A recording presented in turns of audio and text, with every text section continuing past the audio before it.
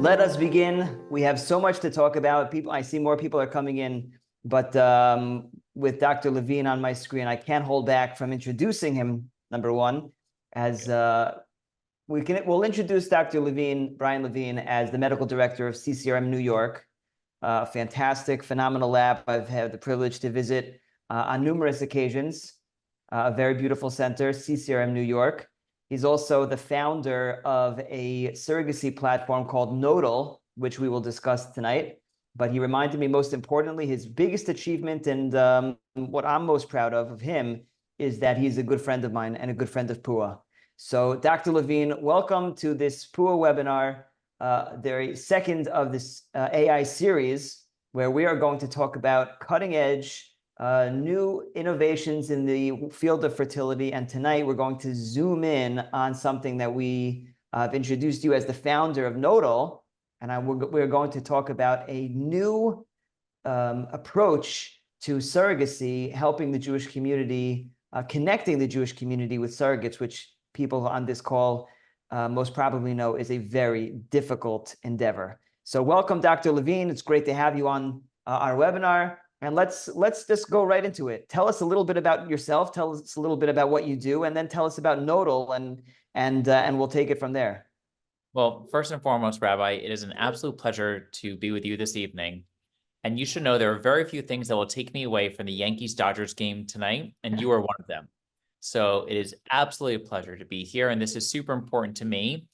But most importantly, as I know to our participants tonight, is incredibly important to them. The reason it's important to them is that gestational surrogacy in America is incredibly opaque. It's not discussed very readily or easily. More importantly, it's not fully understood. And unfortunately, it's really limited by the clinic and the doctor that you have. The conversations seem a little clunky. It doesn't really seem like it flows very naturally in your treatment course. And unfortunately, for many people, surrogacy as an option just pops up kind of when nothing else can be figured out. It almost as a last resort. What I hope to do tonight with you is really have a natural conversation. I'll tell you a little about who I am, what I do, but most importantly is I think you and I together are going to dig in about what we can do to help our community that matters so much to the two of us. First and foremost, who am I? So I'm as New York as they come. I've never lived in another state my entire life. I've never had another driver's license my entire life. It's always been a New York driver's license. I grew up on Long Island in a little town that didn't have many Jews, but I was luckily one of them, and so that's Babylon. I went to Cornell for undergraduate, and then I came to New York City actually to start a PhD in 2002. I hated it. It was terrible. It was a PhD in genetics.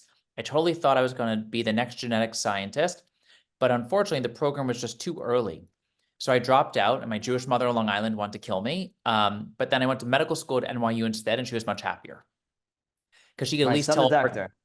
Exactly. She could tell our Canasta friends what I was doing. Yeah. I then went off to Columbia for residency, and I did my fellowship at New York Hospital, Cornell, and then I helped start CCRM New York in 2015. To date, I am incredibly proud and humbled to say that CCRM New York is truly a spectacular place. I think we really have done a really good job over the last 10 years in helping people start, grow, and complete their families. We've helped people who really were told that they had no hope or no chance have a baby. In fact, there's a patient who I just graduated from our practice who had been trying for 17 years for her second child. Wow. And we just graduated her pregnant with a healthy pregnancy. And I think what Beautiful. we do every day is truly, humbling. And I realize that it's not just me and my team, but there is a higher power that must be involved because magic is happening. In 2021, gestational surrogacy was legalized in New York State.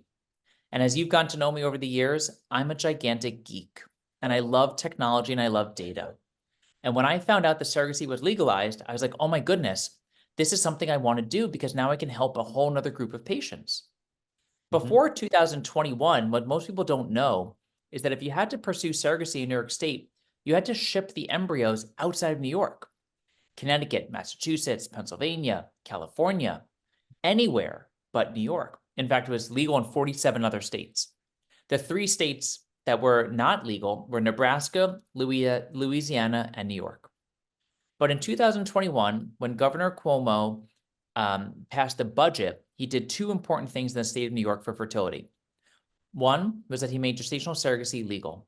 Second, he said that if you work for a company that has 100 employees or more, your employer has to offer a fertility benefit, which is amazing. Well, as a result of more people being covered and it being legal in New York State, the cost of surrogacy skyrocketed. Truly, supply and demand economics took hold. Yes, it became unlocked, but it also became unregulated, and the growth was uncharted. The cost of surrogacy in 2021 was $75,000 all in. That meant the woman was compensated. That meant the embryo transfer occurred. The medical fees were covered. The legal fees were covered, everything. After Cuomo legalized in New York State, within 6 months, the cost went from $75 to $150 to $225, and today it's an average of $255,000. Now, truth be told, I would have been okay with the cost going up all this time if the woman doing the heavy lifting, the surrogate, was getting paid more.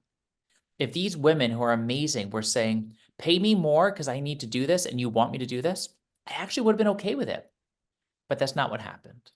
What happened was supply and demand economics took hold, and the brokers or the middlemen who do the matching, the agencies, just started charging more. And they weren't paying the women anything extra. So in fact, just the middleman was getting richer while our patients were getting poorer, and the women doing the heavy lifting were not getting the respect that they deserve.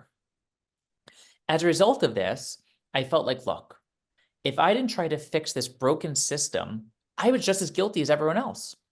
If I didn't try to think of a solution to this broken, society problem that we have, which is called surrogacy, I was just as bad as all the other people I was complaining about.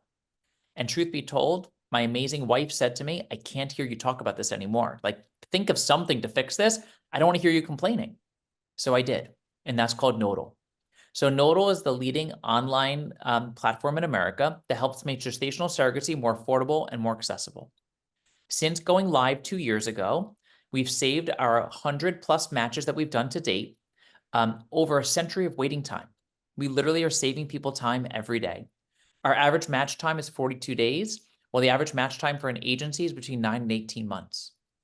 We've saved our intended parents on average over $35,000 per journey, bringing the cost to well below $100,000 all in, which is much more affordable than $225, $250. But most importantly, and what we're proudest about the most, is that we actually have babies on the other side. For the last 2 years, we've been working diligently to help start, grow, and complete families. And there are now over 10 children that are born to date, with 1 kid being born on average every other week now from our matches. So tonight we're going to talk about everything. We're going to talk about how it happened, why it happened, what we can do.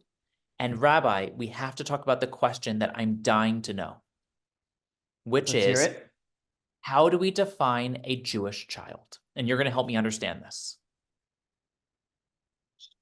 How do we, that's like the $100 million question, not the $1 million question, the $100 million question, right? How do we define a Jewish child? Obviously, many of us know that Judaism recognizes the mother as the determining factor, whether the child is Jewish, which is fairly simple when you have the genetic mother who is the same woman that's carrying the baby. But the moment you separate the two and your biological genetic mother is not the gestational carrier, so then we have to identify what is it, in fact, that halacha looks to as the mother to determine whether this child is Jewish. And much ink has been spilled to try to answer this question. And we can talk about it for hours. I'm not sure we're going to, but actually, we're definitely not going to.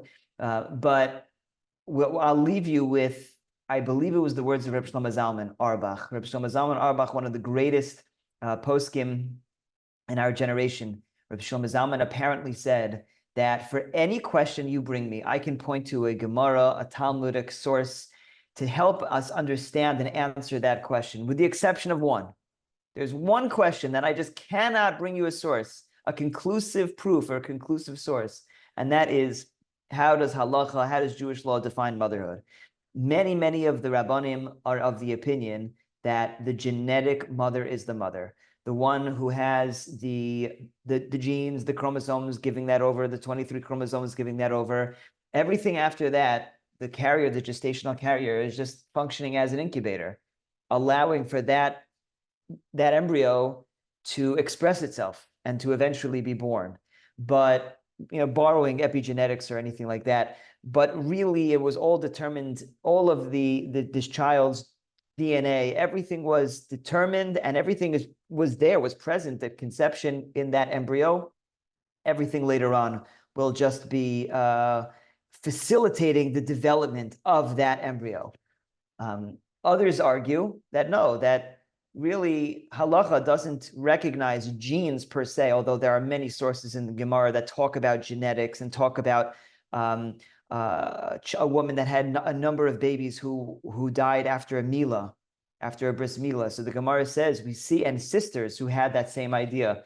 And the Gemara says, if you're concerned that the sisters may have it, or share this gene, don't do a bris milah. And the Gemara discusses at which child do you stop, because we understand that there are genetic conditions that families share, and we don't take chances, certainly if it means the life of a child.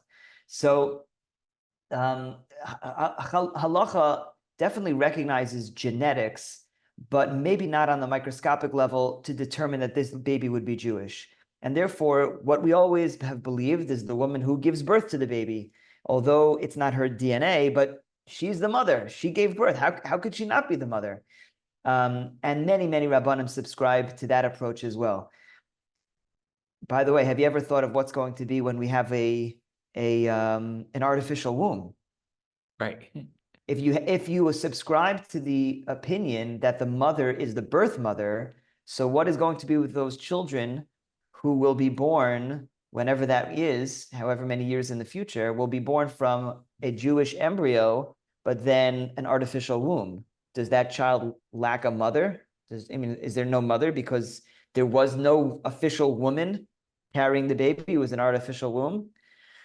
So these are really serious questions, because we don't have a conclusive answer, and because there are many rabbis on this side and many rabbis on that side, and our Jewish status is not something that we play around with. We don't take it lightly.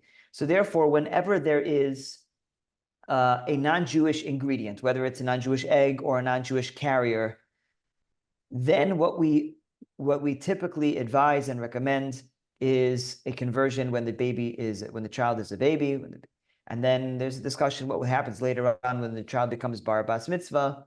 But we generally do assume that if there's a non-Jewish carrier, or the Jewish carrier but a non-Jewish egg, because of the doubt, because of the concern that maybe it's that non-Jewish component is actually the determining factor, so therefore we do require a conversion, and that really is our stance, in line with almost all the Rabbanim. Every Rav, there's a few Rabbanim that are kind of gung-ho on a specific side, but they really are outliers. Most Rabbanim, the rabbinic community in general, does look to the conversion as the right way to go. And that really brings us, I guess, the first question that I'll ask you is, if I'm a Jewish couple and I'm looking for a Jewish carrier, and someone says, hey, why don't you reach out to Dr. Levine? He has this new portal. He has this new platform called Nodal. And I'll say, well, do you think he has non-Jews? Do you think he has Jewish women? Or maybe he only has non-Jews? They say, why don't you give him a call? So here we are giving you a call. Dr. Levine, what can we do for the Jewish community who are looking specifically for Jewish carriers? Tell us a little bit about how the platform works, and do you have Jewish carriers? Absolutely. So first and foremost, I'll start with your second question, which is, how does it work? So, it's very interesting is that both you and I did not use a dating app to find our spouses. But many people... I'm not sure how you know that I didn't, but you happen to be right. But I don't remember us ever discussing that, but okay. But I would assume that you and I did not use an app. Yeah. Given the age of your children. But, there's this very interesting generational shift that has occurred, which is that there's much more trust in apps and platforms and connectivity through technological solutions. And so when we built the Nodal platform, one of the ways that we're able to help offer these extreme financial savings is by limiting the number of humans involved, meaning the staff, right? Nodal only has a staff of 7 people, yet we're doing a lot of volume. And the way we do that is that we have a very tech-heavy platform. And so what we do is we have intended parents fill out a profile, and then the potential surrogates peruse those profiles to look for them. So by chance, we've actually had one woman who identified as Jewish come to our platform to say that I would like to be a surrogate, but they're unicorns, right? They're pretty rare. But if we were to have a number of intended parents who say to us, look, we need to find Jewish surrogates, we actually have very cool technology of how we speak to our recruitment of we could start recruiting in those communities, and we could start recruiting with targeted Facebook ads and targeted Google ads, and there's other electronic ads that we could do to actually help us target that community to find a Jewish potential donor or potential carrier. One step further is that once the carrier has been vetted and screened electronically, and we make sure that they're actually vetted above and beyond all of the criteria that a clinic would require, the carriers then peruse the profiles. And so one of the things I want to bring to you tonight is that in speaking with my team at Nodal, if we wanted to start to build out a Jewish surrogacy platform, we can do it. But more importantly is we're going to do it. So one of the things that we're going to do is that we're actually going to allow people to say, I'm looking for Jewish intended parents. And by allowing for that to occur, the potential surrogate is going to be able to then find potential Jewish intended parents. The way the platform is designed, it's just like a dating app. People can swipe right and swipe left. Now, I didn't know what that meant, and I'm sure you don't either, but swiping right means you agree and swipe left means you don't agree. So they can say that I would like to meet these intended It would parents. only work for potential Jewish intended parents, but they themselves are also Jewish. Correct. Exactly. So the Jewish surrogate would say, I would like to work with a Jewish intended parent, and we would only present them with Jewish intended parents. And by only presenting them with the potential profiles of what they want to see, you limit what they can see, right? So we could create this subculture of matching that could occur. Now, what's interesting is I have actually had a couple who are Orthodox, where they had a really hard time.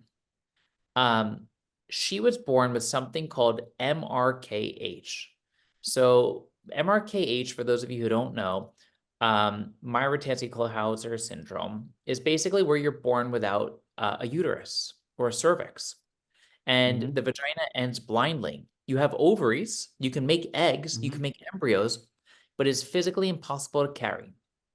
And this couple, who was from New Jersey, had a very, very hard time identifying a Jewish surrogate. Ultimately, the way they found their surrogate was that through their shul, they've reached out to a number of people. Now, here's the best part of the story.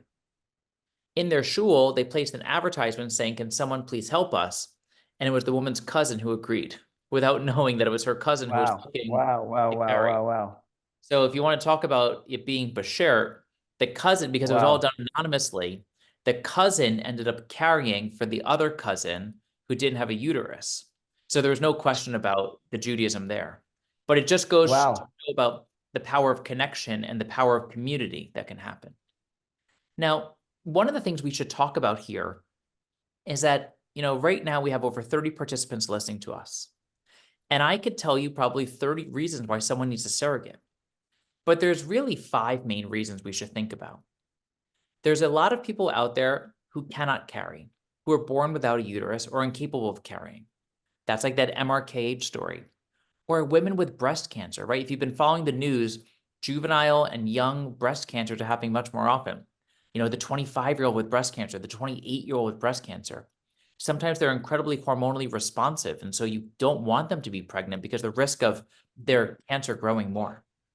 People who can't get pregnant or stay pregnant, the classic infertility patient, multiple transfers, no success, multiple miscarriages, no success. Then there's people, for whatever reason, who choose not to be pregnant. Let's say it's a single mother by choice, and she's the only breadwinner for her family. And she says, look, I can't be incapacitated with delivering or pregnancy. I need to keep earning to raise my children on my own. same-sex male couples, single fathers by choice. I mean, there's a lot of people who choose to do surrogacy. And of course, what's important to recognize is that in the United States, we are the only country on earth that provides the legal protections for intended parents at this degree of scrutiny. Many people feel compelled to leave the United States to do surrogacy. Now, I know better than quizzing a rabbi, but because you and I are friends, I get to quiz you here. So, Okay. where do you think the capital of surrogacy used to be worldwide? Where did people do Ukraine or Cyprus? Exactly, Ukraine. So Ukraine was the Nice. capital of surrogacy worldwide before the war. And what happened was that once the war happened, unfortunately, many Ukrainians did not feel safe carrying a pregnancy for someone else because they themselves were in hiding. Believe it or not, this is where there was a lot of Jewish surrogacy because there were many Jewish Ukrainians. And because the economic status of the Ukraine was unfortunately suboptimal, they were very apt to participate in compensated surrogacy. So Ukraine was not only the capital of surrogacy worldwide, it was the capital of Jewish surrogacy worldwide. But then when the war happened, many of these surrogates went to Poland for refuge. Poland does not recognize surrogacy. Poland views surrogacy as illegal and requires adoption. And they say that the woman that gives birth to the baby is the rightful mother until adoption has occurred. So unfortunately, surrogacy is no longer happening in Eastern Europe. There are countries like Mexico that don't have the protections of the United States, countries like Canada that don't have the protections of the United States. And then in Latin America, there's a lot of countries that offer surrogacy, but no legal protections. So for the people who are watching this today, either in America or outside America, you should know that the United States is the safest place to perform surrogacy, both for the intended parent and for the surrogate. Good to know. Great to know. So let's bring it back to, so it's essentially Nodal is essentially a database. It's like a platform, like online dating, where the intended parents can, I guess, log in. They have their own portal or their own profile, and the carriers have their, I guess, they can access the profiles of the intended parents. Can the intended parents see which carriers are on the other end? So today, no. Right now, all of the selection occurs in a single direction, which is the carriers picking the intended parents. Okay. But when we start to build out our Jewish platform, if this is something that the Jewish intended parents would like to have, we can create what's called a bi-directional platform, because we really know that this is going to be a small group looking for a small group. The reason that we had to limit it today is that since getting started with Nodal, we've had over 25,000 women apply to become on our platform. What, 25,000? Yeah. I mean, this is incredibly popular because people want to help other people. And the way that we speak to our potential surrogates is in a way that's all about mutual respect. We have had over 250 people apply to get onto our platform in the last 5 days. It is really just, we figured out how to talk to people and how to be respectful and how to engage a community. So because of the flood of potential surrogates on there, we've always made it unidirectional. But as we start to build out, the Jewish Nodal platform, we can definitely make sure that both people can see both sides. Because let's be honest, you have a community, we miss you in New York, but you have a community in Los Angeles. And sometimes intended parents want to be close to their surrogate. And then we also have a community in New York who might want to be close to their surrogate in New York. So it will be important to allow for communication to occur in both directions. Amazing. So what happens next? I'm the intended parent, and I get a notification that there's this woman who's interested in my profile and being my carrier, my gestational carrier. So let me just stop you there for a second. Yeah. Not only do you get a notification, you probably get the most important notification of your life, which is that there is someone who wants to help you. You get this notification saying that someone wants to help you bring your dream to fruition. And so, yes, you get this notification. The next step is, like any good matchmaker, you have to make the match. So we let them meet, and they meet through Zoom. And they meet through the Zoom together, and we schedule them on a meeting, just like you and I are having a conversation now. And we see if it works out. Sometimes it doesn't work out, right? Sometimes you learn certain things, or people are in certain places, or timelines are different. But in general, most intended parents are thrilled to meet their potential surrogate. And most surrogates match and select the intended parents that they pick because they had the optionality up front. Right. Right. See, what we tried to do is to prevent heartbreak. Right. We really tried to prevent what happens so often, which is what we call the broken match, where the Yes. intended parent meets a surrogate who then says, no way, Jose, I don't want to work Yes. with these You people. should So know, and anyone who's listening to this, and I know that this is being recorded and will be sent out, and literally hundreds of people will see this. But I can tell you that one of the first things I tell people on their surrogacy journey is that it happens so often that you'll get the call from the agency, that the agency will say you match and you have a meeting and this and that. And for whatever reason, something comes up and that woman does not end up being your carrier. It happens so often, and people who are so excited to match and so excited to have a carrier and so excited to finally go on to the next level, the next stage of their journey. It's so heartbreaking. It's so difficult for them to hear the news that for whatever reason, this carrier backed out and she's no longer with us. So by it's the way, a that very happens common. 20 to 25% of the time. This is not a small number. Yeah. I mean, if you think about in the United States, last year it was estimated there were only around 5,000 successful journeys, which was about 8,000 transfers. Approximately 25% of all matches break. Our break rate is 5%. Oh, So the way that we've been able to reduce the break rate is by allowing the surrogate to make the first move. yeah. You Very, have to very smart. remember, Very wise. you have to remember, I'm a doctor, right? So as a doctor, what I've tried to do is to solve for all the things that drove me bonkers and all the things that drove me nuts along the way. And so broken matches is one of the first things that drives me nuts Yep. because it's heartbreak for both people. Yeah, totally. So we get the news, we get this great news. There's a match that turns into a Zoom meeting. Let's say there's chemistry, love at first sight. Let's do Amazing. it. So the next step is what Nodal does is it does this really cool thing is that we Can build. I just stop you for 1 second? Can I stop you for 1 second? At this point, let's say you're my carrier. I love you. Let's go ahead with it. Have I paid any money up until now? As far as Nodal's concerned, I mean, whatever I've done in the past with other doctors is behind us. So, but have I paid any money up until this point? So you only pay $500 a month to be on the platform. There's no deposits, no crazy money. You know, the average agency requires $50,000 to $75,000 down payment just to engage them. We don't do that. It's just a $500 a month fee, and that monthly fee goes against your ultimate match price of $15,000 total. So $500. Okay, cool. And because most people are matching in 45 days or so, you're really only paying about $1,000 to meet your surrogate.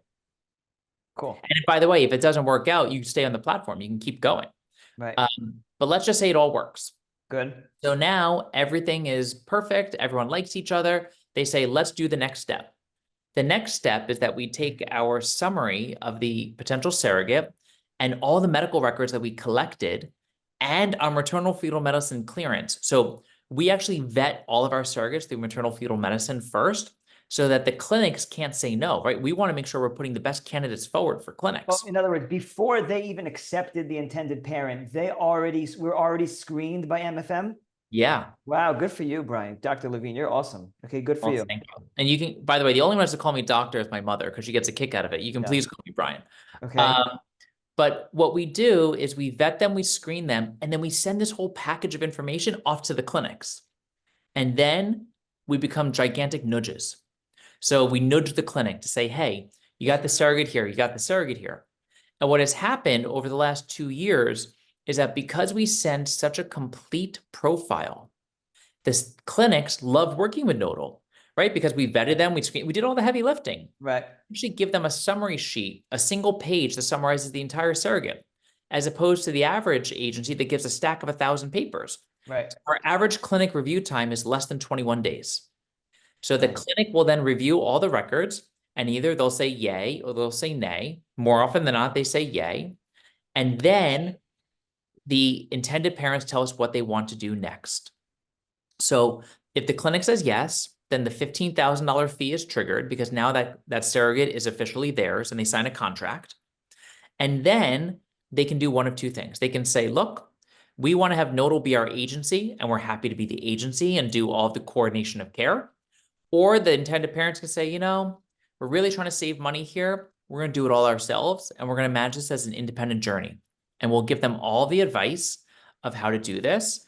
And we give them the insight on how to set them up and how to run it and how to save their money, and how to go through the journey. We have a do and don't. We literally have a handbook of do's and don'ts. Mm-hmm.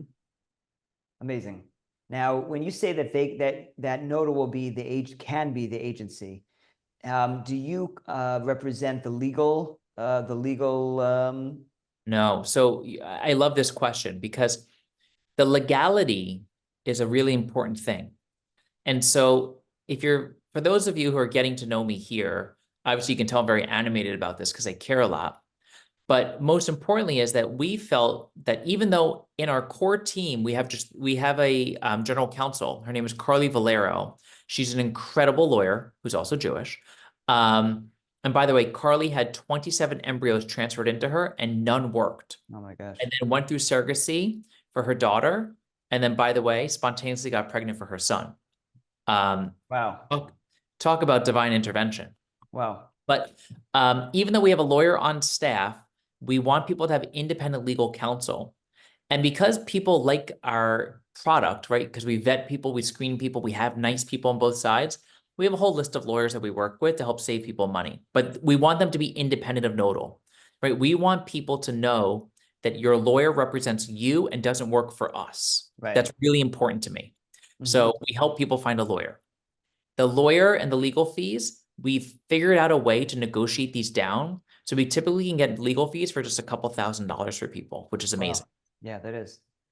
So we're talking about a $15,000, let's say agency match fee. We have a few $1,000s in legal fees. And what would you say now the going rate for a carrier is? Let's say on a second or third pregnancy, $60,000.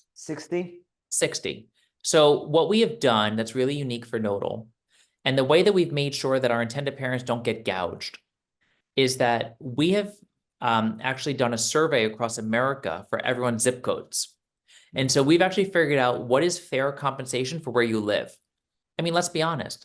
The cost of living in Los Angeles is very different than the cost of living in Boise, Idaho.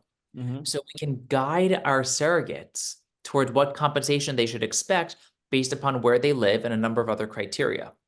And so that's why we don't have surrogates, being paid $90,000 on our platform, because they know that's just, mashugana to actually request that. Correct. Amazing. Amazing. So, and what about the medical team? The intended parents and or the surrogate can choose whichever doctor they want to see? Yeah. So what's really cool and what we're very proud of is that in 2022, we applied to become a legal agency in New York State. And then we went through that whole process. And most people don't realize this, but New York State's the only regulated state in America. So in 2023 is when, we applied, but our application was accepted in 23. And in 2023, 65 agencies applied and only 5 made it through. And Nodal's one of those 5 that made it through New York. Good for you.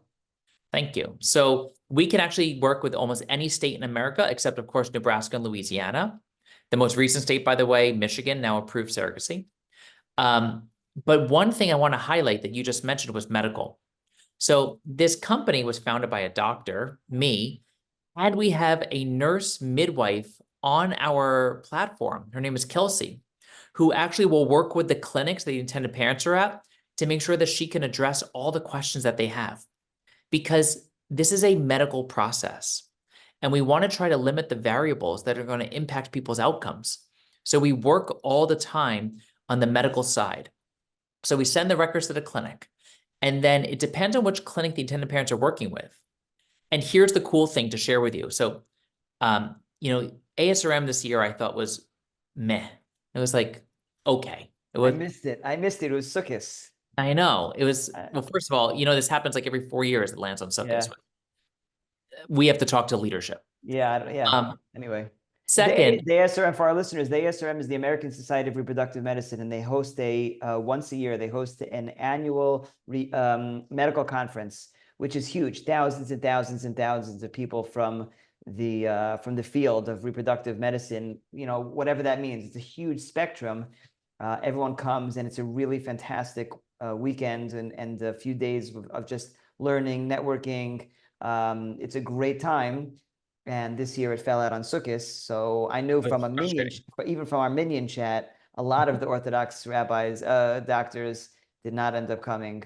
Correct. And if they And I came, they thought, only came for one day, and it was yeah, not what it always is.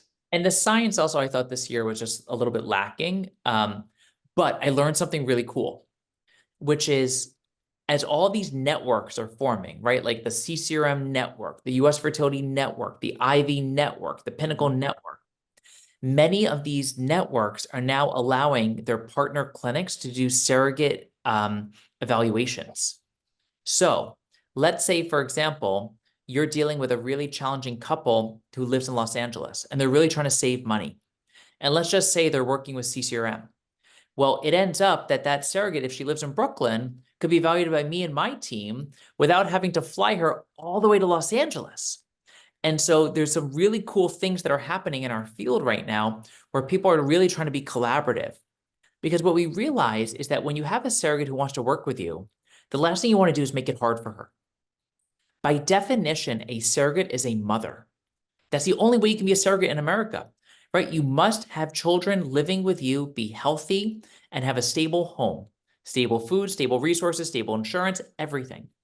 Well, sometimes taking off time from work to go get evaluated at a clinic, that's going to impact your job. Right. So I am so excited to share that there's a lot of good collaboration occurring, which is just better for our intended parents out there. Amazing. It was so cool to hear this. That is amazing.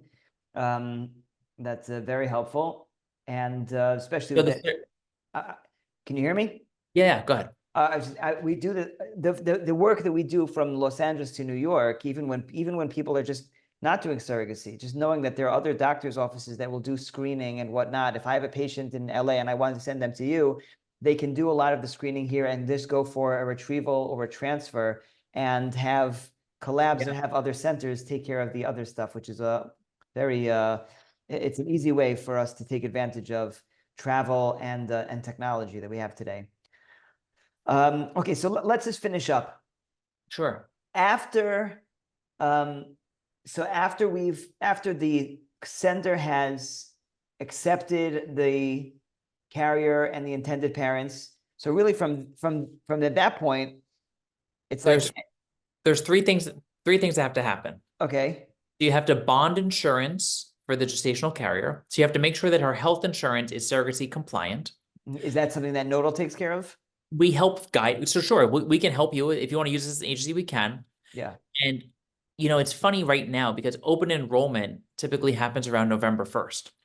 So the highest number of surrogacy contracts are signed in November because people want to take advantage of open enrollment and Obamacare and the marketplace to go buy insurance. Because sometimes your surrogate may not have surrogacy-friendly insurance. Right. So you do legal contracting, insurance, and then you just plan a transfer, which the clinic handles, which is amazing. Right. It's very methodical. It's very structured. It might seem overwhelming to everybody who's on this talk tonight, but it actually is very regimented and it's very straightforward.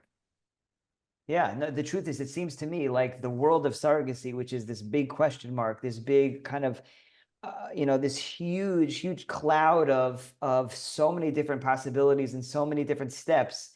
It seems like Nodal is the platform, the organized platform, which you go, you take care of whatever you need, you match, and then it's just applying, what you have, the product that you have, that union that you have, it's matching it, it's bringing it to the lab, having them cleared, and then you have your embryos already.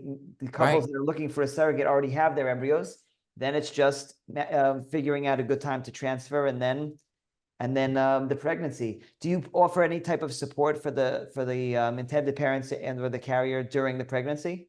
So I love that question because when we started Nodal, we made a requirement that every gestational carrier gets assigned a mentor. So we actually have prior surrogates who've already been surrogates who don't want to do it anymore, who just help mentor future surrogates. Wow. So they talk about the experience, because you have to remember, there's a lot of mental health things that people want to ask about. Like, Sure. how do you explain to your children at home that you're carrying a pregnancy for someone else? How do you come home from a hospital without a baby? Like, there's a lot of questions people have. Right.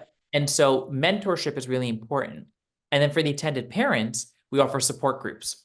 So for any of them that want to join a support group, we have lots of resources for them. Either we can do an internal Nodal one, or we could do external through Resolve, for example, which is a great community. But support is important. And the reason support is important is you said something very, very astute before, which is I only want my clients to use a surrogate who's done this before, right? You said a surrogate who's done this 2 or 3 times. But the only way you get a surrogate to participate in judicial surrogacy more than once is for her to have a good experience. Right. Correct. So you got to treat her like gold. And so we want her to feel supported and to feel that there's a network out there, and that there are people on our team that are completely completely invested in her success, because her success is our client success. Yep. Absolutely. Absolutely. If anyone has any questions, I think the chat box is available for people to I see there have been some questions. But while we're going to the questions, can I make one quick shout out? Because I saw in the attendees. Absolutely. So Rifki is on. And I just have to say that this woman is incredible. And for those of you who are in New York and get to deal with Rifki, you're very lucky individuals. Why don't you give our listeners a little bit of background of who Rifki is? Rifki is a very special person. Rifki is someone who introduced me to Pua through a cold phone call. And Rifki is the head of our supervision department in New York, for those of us who are unfamiliar. And I get goosebumps even just saying this, but Rifki is the one who holds me accountable for helping to make sure that we're making sure that our pricing is affordable. She's the one who holds me accountable for making sure that our lab is accessible. She's the one who makes cycles happen. And I don't think we say thank you enough to people. And so in this public forum, I just want to say, Rifki, thank you for everything you do. But more importantly is Rifki's changing lives just as much as I am and you are. And so for those of you who are there listening, I hope you get to meet Rifki. Yep. Amen. Amen. Thank you very much for that, which is totally everything that you said is absolutely true. And she deserves everything and more that you said. Okay, the hour is late. I do just want to close with one wish. And that wish is that our discussion tonight, which is being viewed here live and will be published, it's being recorded and will be published for all the people that sent in emails and saying that I have a wedding tonight and my I'm not going to be able to make it. I'm in Israel, I'm in England, whatnot. I know that, hundreds of people see these recordings. And I wish, I hope, it's a hope and I wish and a prayer that our discussion tonight should really contribute to breaking the stigma of surrogacy in general. How many times have both of us heard people say, but Jewish people don't do that. Jewish people don't do surrogacy. Egg donation, surrogacy, that's not something for the Jewish community. And at this point, in October 29 of 2024, I think we can proudly say that with so much rabbinic supervision, so much rabbinic support in America and Eretz Yisrael and all across the world, we've come to a space where we can discuss surrogacy from a medical standpoint, from a logistical standpoint, from a halachic standpoint. And really, sometimes this really is the only avenue that couples have in order to create and certainly to build their family. So the more that we can work together to bring this to the Jewish community, to break the stigma, to help so many of us who really need this service in order to have that Jewish family, a big yasher koach to you, Dr. Levine, and Nodal, and to your team, and to everything that you have done and continue to do in support of the Jewish community. It's nothing short of a mitzvah. Well, thank you. And, look, I love my wife to pieces, but she's not going to let me have a million children. But if we can just help bring a couple more children into the world, then you know what? I think I'm doing the best I can do. And it takes a team, and it's not just me. Tonight, you're talking to just me from the team. but it really takes a team, and the team is about partnership. And I have a request for all of the listeners out there, which is next time someone discusses surrogacy, talk about it. Just talk. Maybe pick something that you learned tonight and just share it. Because as Rabbi shared, there's so much that's unknown, that's undiscussed. And when we don't discuss things, we fear them. But when we start to discuss things, we normalize them. And it's time to have normal conversations about how we're going to help people start, grow, and complete their families. And surrogacy is a viable option. So I am so appreciative of you taking the time tonight to do this. It's our pleasure. It's Pua's mission. And to all of us, we should have bracha and hatzlacha. Just Hashem should bless us in wherever we are in our journey. Hashem should bless us with success, with a fruitful outcome. And you can always turn to Pua. You can always turn to Dr. Levine at CCRM at Nodal. We are always here to help. And we look forward to helping the Jewish people, bringing more Jewish babies. So thank you very much, Dr. Levine. Thank you to all of our listeners. Everyone have a great night, and we will all be in touch. Thank you so much.